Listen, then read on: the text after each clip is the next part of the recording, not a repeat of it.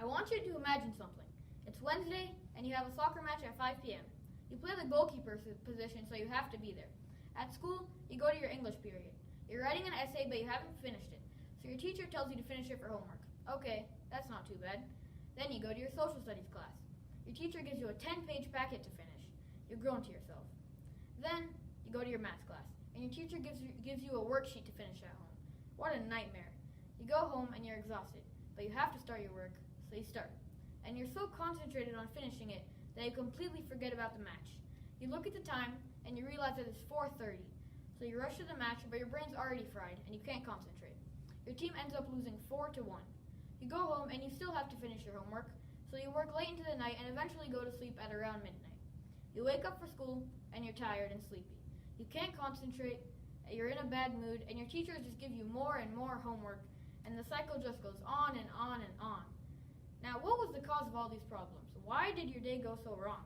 Well, it was homework. As the saying goes, homework is the root of all evil. When kids are loaded with homework, it can have many negative results. I have personal experience in this area. My sister, who's in high school, is bombarded with tons of homework every night. She's constantly worried about how hard it is, and how she doesn't have time for ACT prep, and how she's not going to finish it, and the list goes on and on. Now, there are three major problems that homework creates. The first of the three is stress. A kid is constantly worried about whether they'll finish the homework or if they'll get a good grade on it. A study conducted at Stanford University said that high school students should get a maximum 2 hours of homework, but most reported having over 3. Not only that, but over 70% of students were stressed by homework, and 56% said that homework was their primary cause of stress. The second major problem that homework creates is sleep deprivation. Kids come home with loads of work to do and they end up working late into the night, and by the time they're done, it's already 11:30. Not only that, but recently in our society, the use of electronics in education has become very popular. However, these electronic devices emit blue light, which tricks your brain into thinking it's morning, and you stay up even later. And it's not just one night.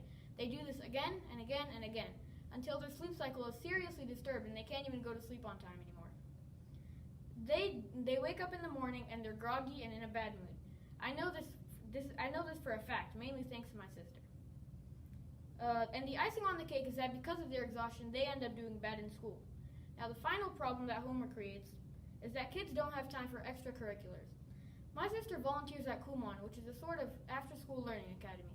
She goes from 5:30 to 7:30 on Monday and Thursday, and when she gets home, she starts her work and keeps doing it till she has to go. Then she goes and she comes back and he keeps doing it till it gets late in the night. Now, kids who do sports might come back from their practice late in the evening, and then they have to start their homework, and they're already tired from school and from their practice, so they don't put their maximum effort into their homework, and their grades start to dip.